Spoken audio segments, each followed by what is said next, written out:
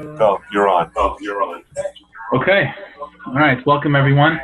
The topic that we're going to be, Mr. Hashem, discussing is a very broad one. It's a very broad one with many, many different parts.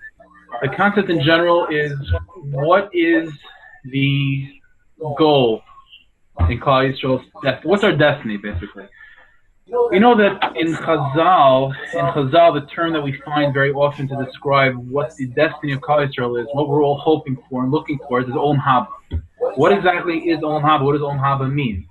Is it something that's completely spiritual? Is it something on earth?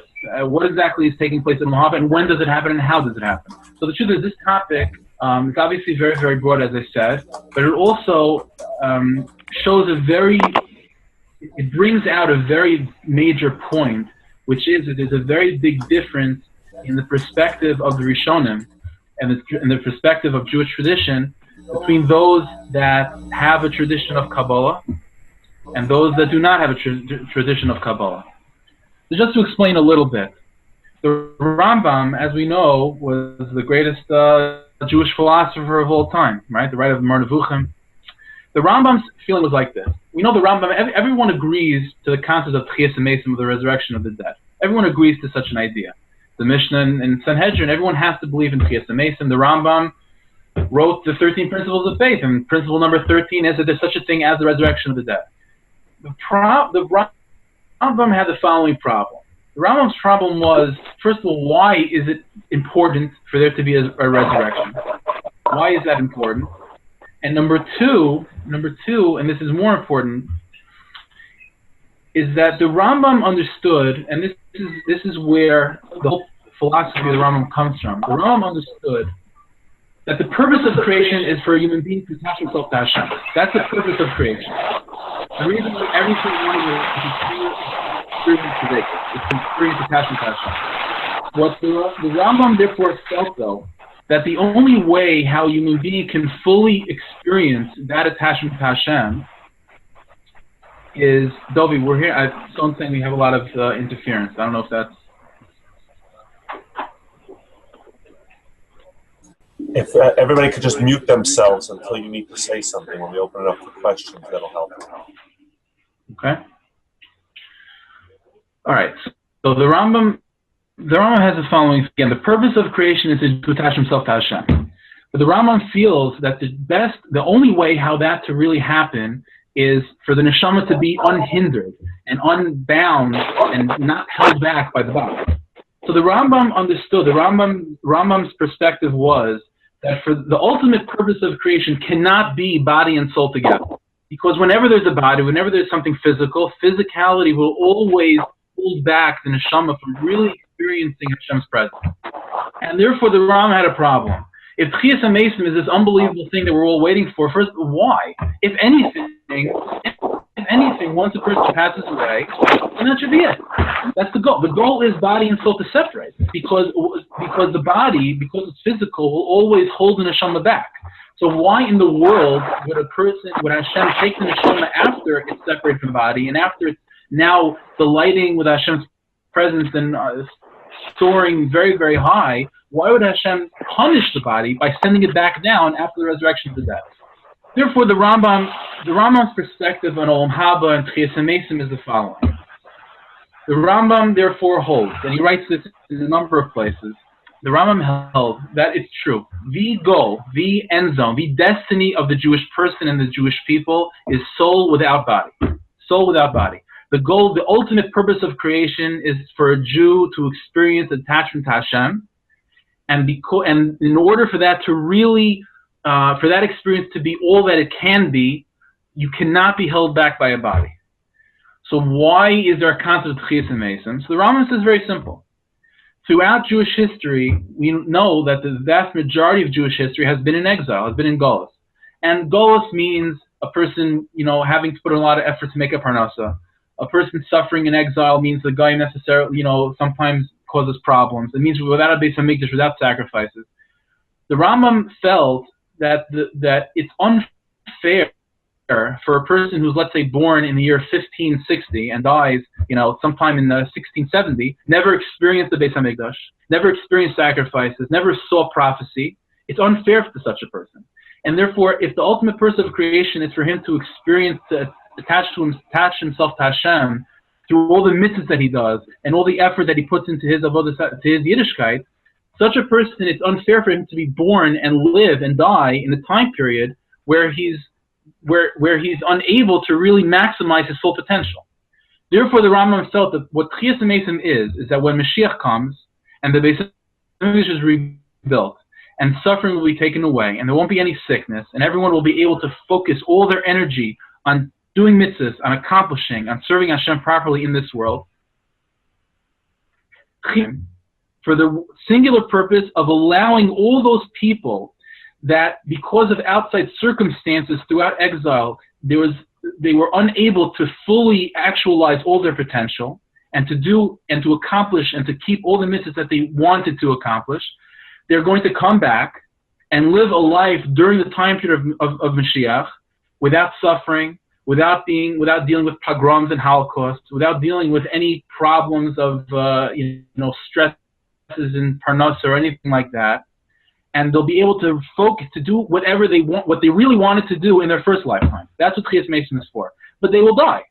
After that lifetime is over, they will die, and they eventually will go to where everyone is destined, which is completely spiritual. So in the world of the Rambam, the destiny of Klal Yisrael is soul without body. That's the destiny of every single person. That's the destiny of Klal Yisrael. It's just the reason why we have a time period called Tchias HaMesim is to allow those people that suffered tremendously during their lifetime to experience a good life, a happy life, a life where they're able to accomplish everything they wanted to accomplish, and then pass away and go on to Olam Haba, which is soul without body. That's the perspective of the Rambam. And again, all this is coming because the Rambam understood that there's no way for dveikus, for attachment to Hashem to take place with the body. Because the body is physical, and physicality always hinders and holds back the neshama. And therefore, the ultimate goal the ultimate picture cannot include the body. The body cannot be part of it. The only reason why we believe in Tchias HaMesim is because without Tchias HaMesim, it's unfair for all those millions and millions of Jews that suffered during their lifetime. It's unfair for them because they were not able to do as many mitzvahs and to learn as much as they possibly wanted to because of outside circumstances. So Tchias HaMesim is there to allow them, to give them a second chance of life, to give them a lot, and therefore it's going to happen during Mashiach, which is anyway a time of happiness and peace on earth and all good things. So we'll give them a second chance to do everything they wanted to accomplish, and then after their lifetime they'll pass away and they'll go on to Olam Haba, which is soul without body, which is the purpose. That's the perspective of all those that do not have the tradition of Kabbalah. Now, again, how did it happen that you could have such a major part of Torah, the inner workings of Torah, that somehow did not make its way in the Rambam's tradition? That's a very, very important question, and it's something hopefully maybe down the line we'll get to. It's very, very important, and but again, it's beyond the scope of what we're talking about right now. But this is the perspective of those Rishonim that are philosophical based, that they cannot. An underlying point is that they cannot perceive the body being part of the ultimate destiny of the Jewish people, because if the ultimate destiny is attachment to Hashem, the body cannot be part of it. The body is nothing more than a hindrance of that. So Tchias HaMesim is just to allow the person a second chance in life, to give them the ability of doing everything that they wanted to accomplish but were unable to because of outside circumstances. But even once that's a specific lifetime during Mashiach, and once that lifetime passes, the person passes away, and then goes to Olam Haba, which is completely spiritual, completely not in this world, and it's soul without body. And that experience of soul without body, that's where the neshama remains forever, all eternity, in a constant state of attachment to Hashem, rising from level to level in its understanding and its awareness and its attachment to Hashem. But that's all soul without body. This is the perspective of the Rambam. So I think just for today, that's just what we'll go with. And then over the next shiur, we'll be discussing where do the Mekubalim, what's their perspective and how do they deal with Tchias HaMesim, and is their perspective of the Jewish destiny, how different is it from the Rambam? And then we'll discuss how it affects our life today and what path, so to speak, the Jewish people have chosen. Is it the world of the Rambam or the Mekubalim, as we'll see? Okay? So we got one question written in. I have everybody muted, so I'll open it up in a minute, but let's deal with the first question first before we get the interference, and then I'll unmute everybody. And this question, I think, it's a very good follow-up question, which is, according to the Rambam, those who are actually able to realize their potential, are they not going to experience Kriyas HaMesim? So it's a very good question. So the Rambam writes that, practically speaking, it's almost impossible for a person to have actualized all his potential until Mashiach comes. Because even if a person was, let's say, for example, living during the times of the first Beis HaMikdash, during Shlomo HaMelech, which was, one of the most amazing times to live in. You had a Beis HaMikdash, you had sacrifices, but says the Rambam, at the end of the day, people still got sick, you still got a cold once in a while. So at the end of the day, life wasn't perfect. It was very, very good and very, very pleasant. And for the most part, people didn't have to have such a problem with parnasa, but still, people still suffered. There was still pain in the world. There were still, issues of sickness and parnasa issues and the stresses of life. And therefore, says the Rambam, practically speaking, everyone's going to have to come back to get a second chance, because there is no such thing as having a perfect life until Mashiach comes. Because when Mashiach comes, there's no sickness, there's no parnasa issues, there's no stresses. It's just a life focused on Yiddishkeit, focused on serving Hashem. And because of that, practically speaking, says the Rambam, everyone's going to have to come back to really experience life to its fullest when Mashiach comes. Okay, we got another question is, what if you fail your second chance? That's a good question. So, Baruch Hashem, it's not possible. And the reason for that is because Chazal do say that when Mashiach comes, listen, there's a general rule in Yiddishkeit, which is that things happen progressive. It doesn't happen in a second. Things happen, things evolve.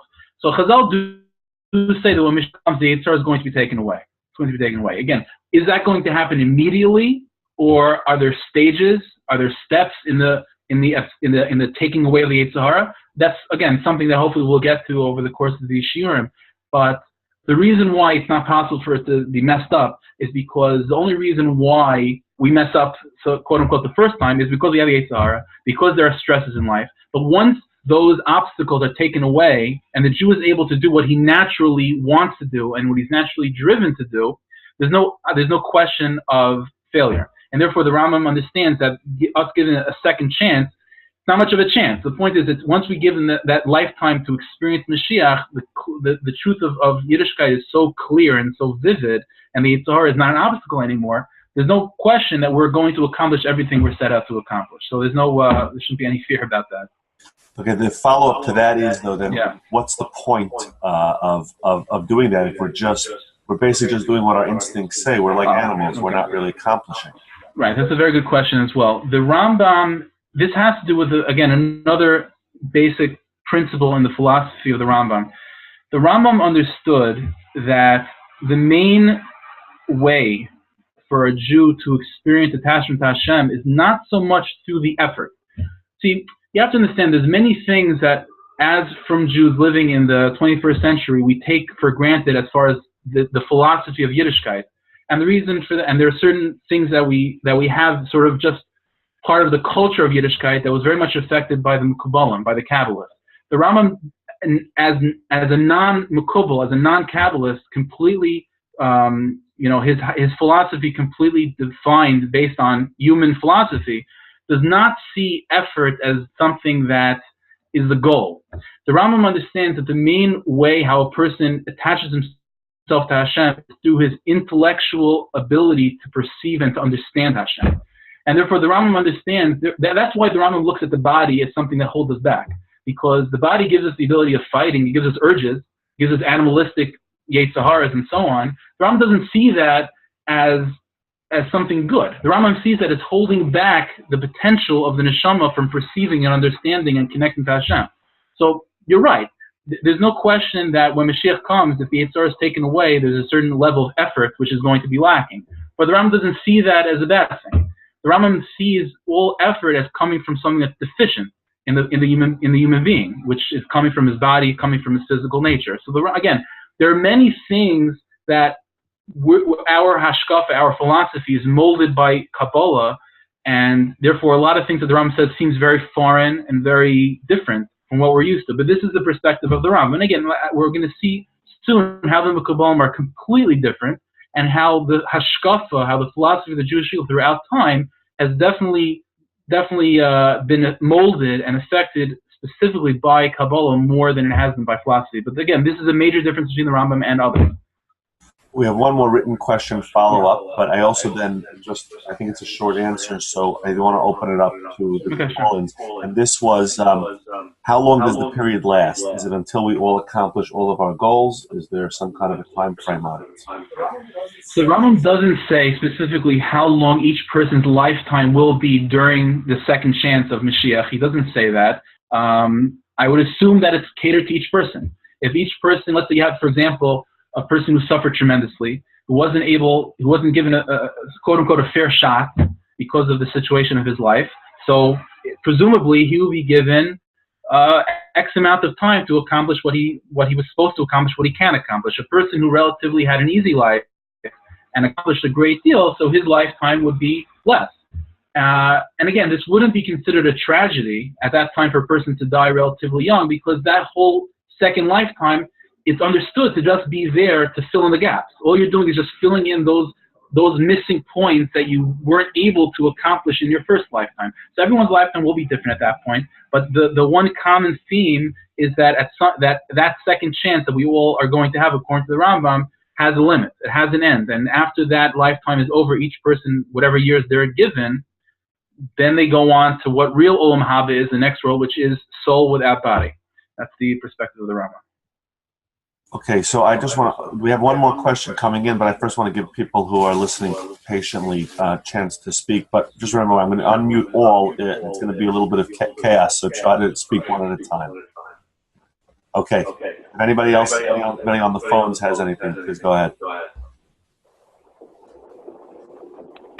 Okay, so I just want to thank you. There were two other questions that came in by writing, which is, first of all, what are the Rambam sources? Where is he basing it on? Yeah. Okay. The main source that the Rambam comes from, there are really two. There are two sources of the Rambam. First of all, it's his whole philosophical perspective. Logic in his mind. That's number one. That according to him, logic dictates that Olam Haba cannot have body. And second of all, the main source of the Rambam is a Gemara. There's a Gemara that says in Sanhedrin, the Gemara says that in Olam Haba, quote unquote, there is no eating, below Shia, there is no drinking. Ella tzadikim yoshim, rather all there is in Olam Haba are tzadikim that are sitting, va'atrosem beroshem, their crowns are on their heads, v'nenim miziv hashchina, and derive benefit, pleasure from the divine presence.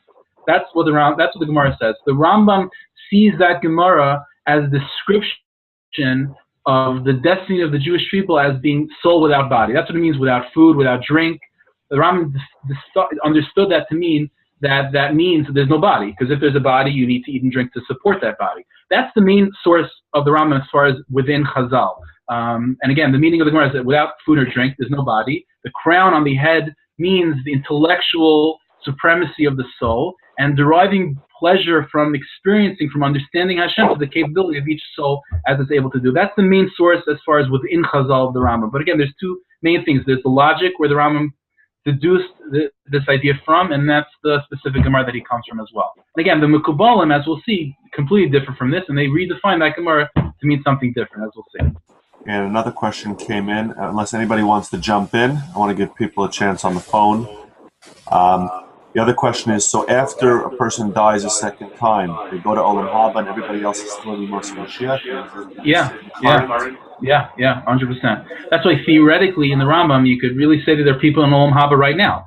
Because Olam Haba really just means soul without body, whatever the neshama going into heaven and experiencing Hashem's presence. Just that the neshama is taken away from there and put back down a second time to give it a chance to accomplish even more. But yeah, once the person passes away, then he goes to Olam Haba and leaves the world down here. That's exactly what happens. Yeah, again in the Rambam. So Olam Haba is not really the proper terminology, right? It's not a future. Olam Haba, it's not future. It's present as well. It's just for those while we're still down here. That's something that's going to be our future. But Olam Haba is something that is going on right now for those people that have passed away. That's what the Rambam holds. Okay, so we don't have any other questions on the chat. I don't know if anybody else wants to jump in. We'll give a last shot. If not, we'll say thank you and we'll pick it up next week. Anybody else? Okay, so Jesse, thank you, and we'll pick it up next week, and we'll send out an email. I think we'll try to stick with this topic, right? To go a little bit more. Yeah, definitely it needs time. If anybody has any feedback on the topic or the choice of topic or particulars, email me during the week, and so by next Monday night or Tuesday morning, we should have see our topic so he can prepare. Okay, thank you, everybody. Be well. Thank you again.